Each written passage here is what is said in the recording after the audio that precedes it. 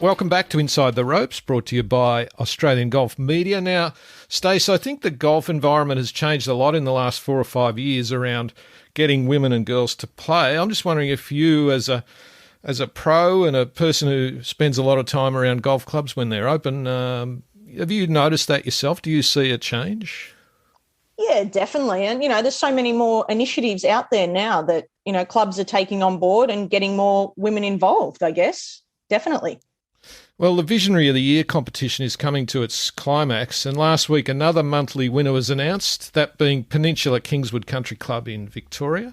And it's a pleasure to welcome to Inside the Ropes Stella Cugley, who's a board member at PK, and who drove through the changes that have happened at that club since 2017. Stella won a $500 Drummond golf voucher, and that club is now in the running to win up to $10,000 worth of products from the latest Callaway Riva product range, designed specifically for women. The overall Visionary of the Year will be voted upon towards the end of next year. Actually, toward the end of the year, that's actually not too far away. So, Stella, thanks for being with us. My pleasure.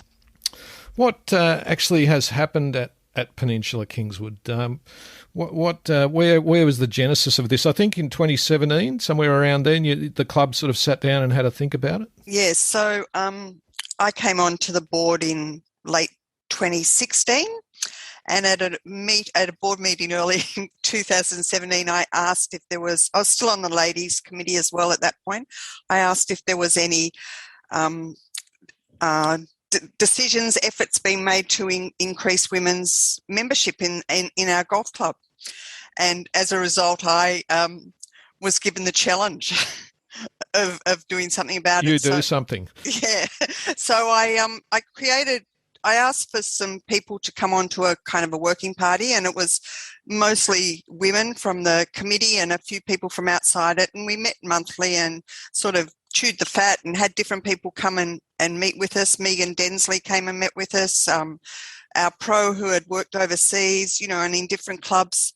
And then even the Vision 2025 came about, and we attended those meetings, and then the Even Par workshops began, and myself and the women's captain attended all of those. And it got to the point where I wrote a proposal for the board about us announcing that we're an equal opportunity club.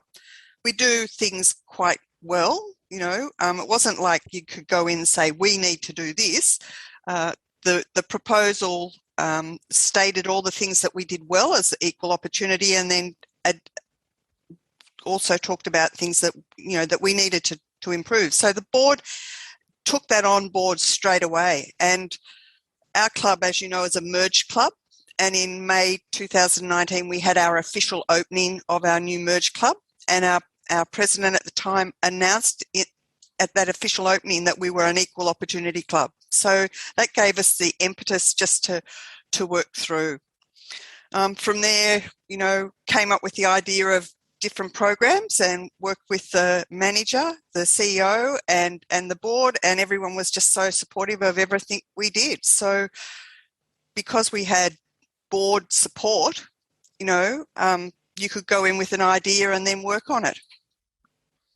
Yeah, that's great, Stella. Fantastic. And I guess, so where did you, once you'd got that sort of support from the club, what are some of the things that you did? How did you get so many women involved? Okay, so I became a member of the membership committee. So our club's driven by committees underneath the board that report to the board, so the membership committee. And then from that we knew we had to do something, and we just talked around and we came up with an introductory program, and we'll work with the membership coordinator and our CEO and sat around and talked about what we could do.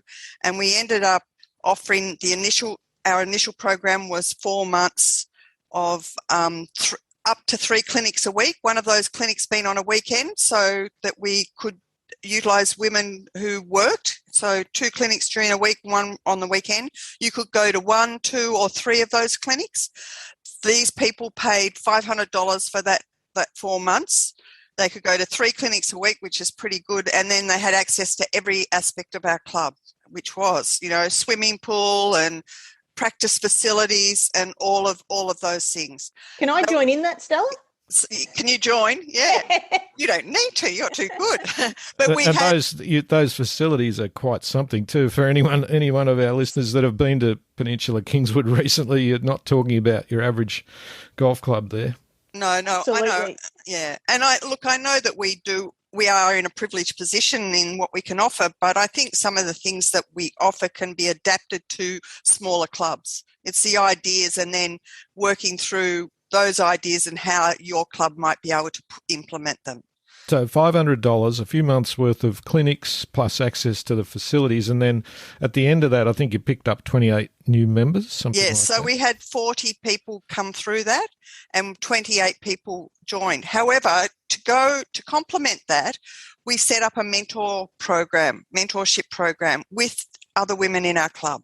So we asked our existing members whether they would be willing to do a mentorship, and I wrote a paper about that, and we wrote a document about what that should look like, and then we kind of asked women to do that. And yes, Stacey, Yep. so we asked women to participate in that, and we had a little lesson for those. We met together and went through our document about what we wanted them to do, which was just keep in contact, maybe have a coffee, just make those new women in that program feel welcome to our club. And then we had that followed an induction day for those new women, which we had, where we introduced our captain and our president and our director of sports and explained how that would happen. And then we had morning tea, so all of our mentors met their mentees, if you like, so what we tried to create was a social atmosphere for those women, so that they didn't feel disconnected, that they were just going from the club. Yeah, fantastic. And throughout this sort of process, Stella, have you been able to get some feedback? And what do you think have been the biggest barriers prior to this for the women? What do you think is holding some people back for joining clubs like this? Or clubs in general, I would say. Yeah, well, a club like ours, joining fees a fairly significant amount. And so we were able to, and we're still running this at the moment, but we created a program or an initiative that said 100 women in 100 weeks would have 50% off the joining fee. So, and then you can pay off your joining fee over a couple of years, so we tried to reduce the barriers from that. We also, at the end of that program, we surveyed all of those women. We went through a process of surveying them to find out what was good about the program, the mentorship, access to the facilities, how they felt, all those things, so that the next time around we made some adjustments to try and improve our program, because, we did it the first time. We also had COVID, we started in February last year, and 4 months ended up till July, because we had to keep stopping and starting the program. Stella, you're working on the ground in this space. I'm just wondering, I always ask the Visionary of the Year people when they come on whether they think the whole scenario is changing. Do you think golf's changing for the better in this space? I feel like it is, but I'd be interested to know what you think. I think there is. I think there's a bit of a groundswell, and I think, the Even Par program was probably a catalyst for that. It got people thinking about it, got us thinking outside the square. We're now happy to share our experiences. It's not kind of like, oh, this is what we do and, that's our secret. We're trying to improve the amount of women, playing golf. And I think perhaps COVID has been part of that as well, because it has been a sport, not in Victoria, but in other sports, that have been able to play on. Yeah, that's exactly right. Yeah, and through some of the working parties and stuff that you had, Stella, was it true that it was mixed in the working parties? Like you had some men and women in the working parties, which I heard about that, I thought, well, that's fantastic as well. It's not just women pushing for women at your club, to have men behind it. If that's true, then that's how did you go about that, and how was that? I guess. Okay, so from the Even Par project, there was a review document that was supplied for the clubs that looked at different areas: coaching, membership, advertising. I can't remember the 4 different things as well. And when I took the proposal to the board about that, I said we should be looking at a working party to look at the areas that we can affirm and those that we could improve. And so that was from at the board level, and we had the working party was at 5, and we had 2 male members of the board and 2 female members of the board and the female captain at that stage. And our board is of 10, and we have 3 female members on our board constantly as well. So the board was just so progressive and so supportive that, they stood up and said, yes, we want to do this and understand and help to implement it. Yeah, ironically, I think my experience of some of this stuff is that when you bring it along to a club and say, look, you need to do something about more women and girls, most times the men are pretty supportive of it. They think it's a great idea, and sometimes it's some of the women who've had their privileges. They don't want there too many changes and stuff like that. They don't want to lose their tea times on a Tuesday or Wednesday or stuff like that, isn't it? It can be quite tricky. Yeah, it can be, but it was our women have thought it been so supportive all the way through, and I think you have to take people with you on the ride. You can't walk in and impose something on them.